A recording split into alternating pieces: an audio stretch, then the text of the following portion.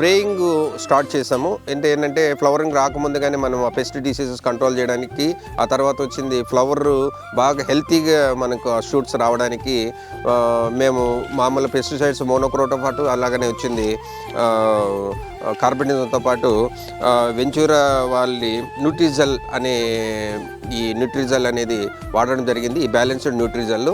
So దీనివల్ల ఏంటంటే last time మేము వాడలేదు, కానీ ఈసారి వాడిన తర్వాత ఆ రిజల్ట్ ఏంటంటే సో ఫ్లవరింగ్ హెల్తీగా రావడము, హెల్తీగా వచ్చిన ఫ్లవర్లో ఎక్కువ ఫిమేల్ ఫ్లవర్స్ ఉండి అవి ఫ్రూట్గా సెట్ అవ్వడానికి ఇది బాగా ఉపయోగపడింది అనేది నేను గతంలో వాడిన దానికి ఇప్పుడు వాడిన తర్వాత ఉండేది రిజల్ట్ నాకు కనిపించింది. ఇప్పుడు నా గార్డెన్లో కూడా అంతా వచ్చింది, ఒక పీనట్ సైజు చిన్న చిన్న మనకు బాగుంది, ఫ్రూట్ కెపాసిటీ ఎక్కువ ఉంది, అలాగే సెట్టింగ్ కూడా బాగా ఏర్పడింది.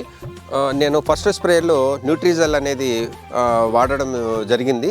సో దానివల్ల నాకు రిజల్ట్ ఇప్పుడు ఏంటంటే గతంలో మనకు విపరీతమైన ఈ కాదర్ చెట్లలో మనకు ఎక్కువ పూతలు వచ్చినా కూడా సో అది మనకు ఆ కాయగా అంటే పిందిగా ఏర్పడే దాంట్లో పెద్దగా రిజల్ట్ కనిపించట్లేదు. ఈ న్యూట్రిజల్ లాస్ట్ టైం నేను ఫస్ట్ స్ప్రేలో వాడిన తర్వాత మనకి సెట్టింగ్ కూడా అంటే ఫ్రూట్ సెట్టింగ్ బాగా జరుగుతూ ఉంది. సో ఆ బేరింగ్ కెపాసిటీ కూడా పెరిగింది అనేది నేను అబ్జర్వ్ చేస్తున్నాను. నాకు ఇందులో అంతా కాదర్ వెరైటీ, ఆల్ఫాన్సో వెరైటీ ఉందన్నాను కదా, ఇందులో కొన్ని నాకు ఈ హిమాయత్ వెరైటీ నాకు తక్కువ ఉంది. హిమాయత్ వెరైటీ కావాల కోసము దీన్ని నేను కాదర్ మొక్కని నేను టాపరింగ్ చేయడం జరిగింది. ఇది చేసి కూడా ఇప్పుడు 3 years అవుతుంది.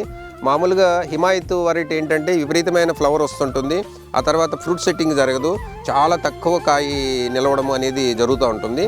సో నేను ఇక్కడ ఉన్న ఈ గార్డెన్లో ఉంది కాబట్టి ఇక్కడ మనం ఏమేమి బెస్ట్ ప్రాక్టీసెస్ ఒక 5 ప్రాక్టీసెస్ 1 by 1 కరెక్ట్గా చేస్తున్నాము.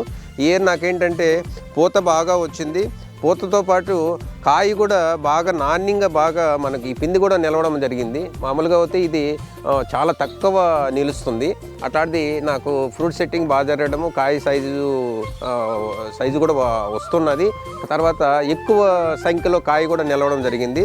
సో మనం దీనికి ఈసారి స్పెషల్గా మనం వాడింది ఏంటంటే ఈ పిప్సాల్ అనేది కామన్గా మనము అక్టోబర్ నెలలో పిప్సాల్ వాడాము, తర్వాత వచ్చింది వాటర్ ఇరిగేషన్ ఇవ్వడం, ఎరువులు వేయడం, ఇవన్నీ ప్రాసెస్ జరిగినాయి.